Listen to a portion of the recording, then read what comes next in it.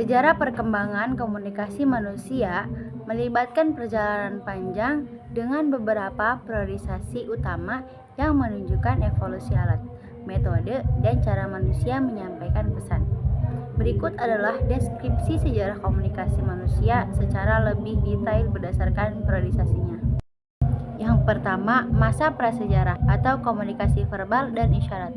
Pada masa prasejarah, komunikasi manusia sangat terbatas pada suara, isyarat tubuh, dan ekspresi wajah. Bahasa lisan atau suara vokal muncul ketika manusia mulai mengembangkan cara berkomunikasi dalam kelompok untuk bertahan hidup, seperti untuk berburu dan mempertahankan wilayah. Bentuk komunikasi ini terbatas pada kelompok kecil dan tidak dapat disimpan secara permanen. Selain bahasa lisan, manusia prasejarah juga menggunakan simbol-simbol visual pada dinding gua, seperti lukisan di Gua Lascaux di Perancis dan Gua Altamira di Spanyol, yang menggambarkan aktivitas berburu, ritual, dan mitos. Metode ini menjadikan bentuk awal komunikasi visual yang memiliki makna dan pesan sosial meskipun bersifat terbatas. Zaman kuno atau pengembangan tulisan dan sistem piktogram. Sekitar tahun 3200 SM, peradaban Sumeria di Mesopotamia menemukan tulisan paku cuneiform yang menjadi sistem tulisan pertama yang dapat direkam. Tulisan ini awalnya berkembang sebagai alat untuk mencatat transaksi perdagangan dan kemudian berkembang untuk mendokumentasikan mitos, undang-undang, dan peristiwa sejarah peradaban lain. Mesir kuno juga mengembangkan hieroglif, suatu sistem piktogram yang digunakan pada dinding piramida, papirus, dan artefak di Asia. Peradaban Tiongkok mengembangkan karakter tulisan yang diukir pada bambu atau tulang yang dikenal sebagai orakel melalui tulisan.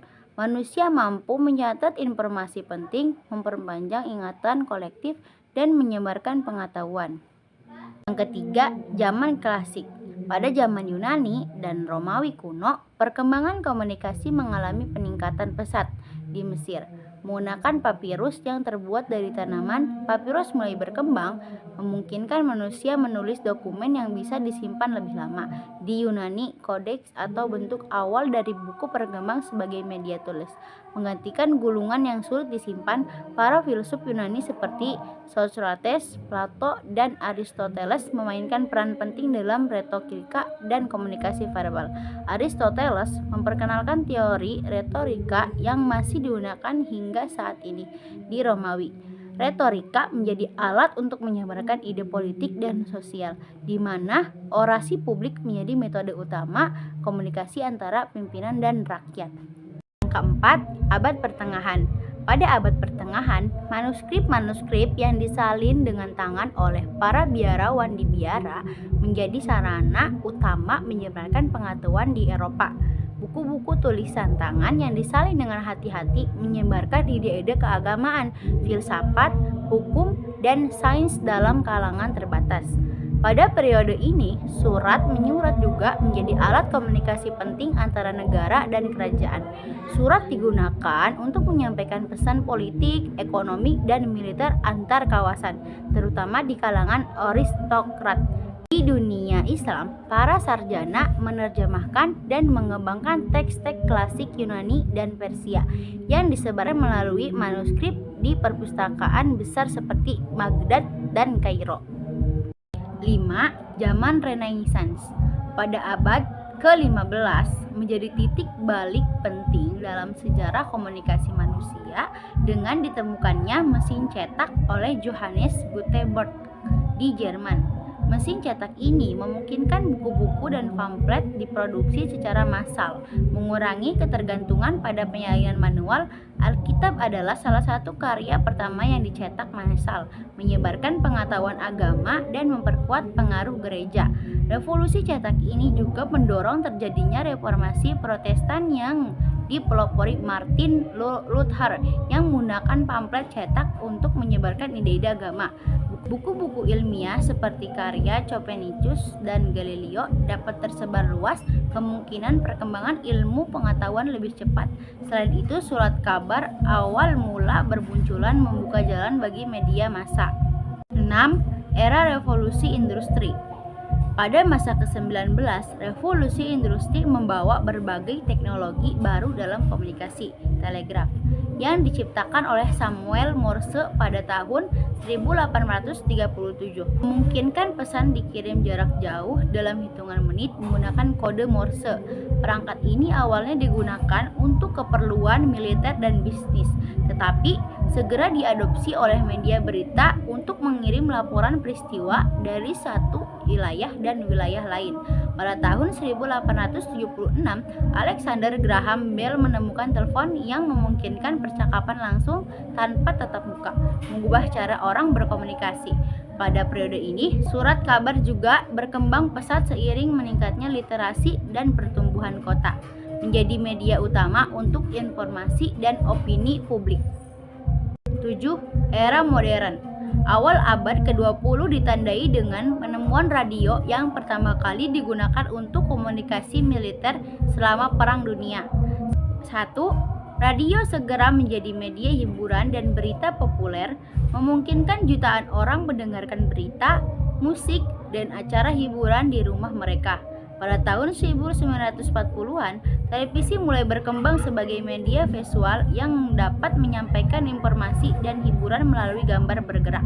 Televisi mengubah cara masyarakat mengonsumsi informasi dan memperkuat media massa sebagai alat membentuk opini publik. Di negara-negara maju, stasiun televisi memainkan peran penting dalam politik, budaya, dan sosial dengan siaran langsung peristiwa penting seperti pidato politik, peluncuran roket, dan acara olahraga internasional. 8. Era digital. Pada akhir zaman ke-20, internet mengubah komunikasi secara revolusioner, memungkinkan orang terhubung tanpa batasan waktu dan ruang. Email menjadi cara utama berkomunikasi secara cepat dan efisien di antara individu dan perusahaan dengan hadirnya web pada awal 1990-an. Situs web mulai digunakan untuk berbagai tujuan termasuk pendidikan bisnis dan hiburan. Pada awal 2000-an, media sosial seperti Facebook, Twitter, dan YouTube memungkinkan interaksi yang lebih personal dan real time, serta memberi ruang bagi semua orang untuk berbagai informasi. Berkembang media sosial mengubah pola komunikasi global dengan informasi yang dapat menyebar secara instan dan viral. Era ini juga memperkenalkan blog, vlog, dan platform streaming dan memungkinkan individu menjadi produsen konten. Dan yang terakhir, era masa depan. Saat ini, teknologi kecerdasan buatan AI dan realitas virtual sedang mengubah landscape komunikasi. AI membantu dalam analisis data dan memungkinkan komunikasi yang lebih otomatis dan personal, seperti chatbot dan asisten virtual. Sementara itu, VR menciptakan pengalaman imersif yang memungkinkan interaksi jarak jauh yang terasa lebih nyata. Teknologi ini diprediksikan akan mempermudah komunikasi dalam lingkungan kerja, jarak jauh, dan dalam pendidikan. Dengan kemajuan teknologi ini, masa depan komunikasi diperkirakan akan lebih cepat, lebih responsif, dan lebih terintegrasi ke dalam kehidupan sehari-hari. Setiap periode ini menunjukkan bagaimana perkembangan komunikasi manusia dipengaruhi oleh inovasi teknologi dan perubahan sosial, membentuk pola komunikasi yang semakin canggih dan kompleks.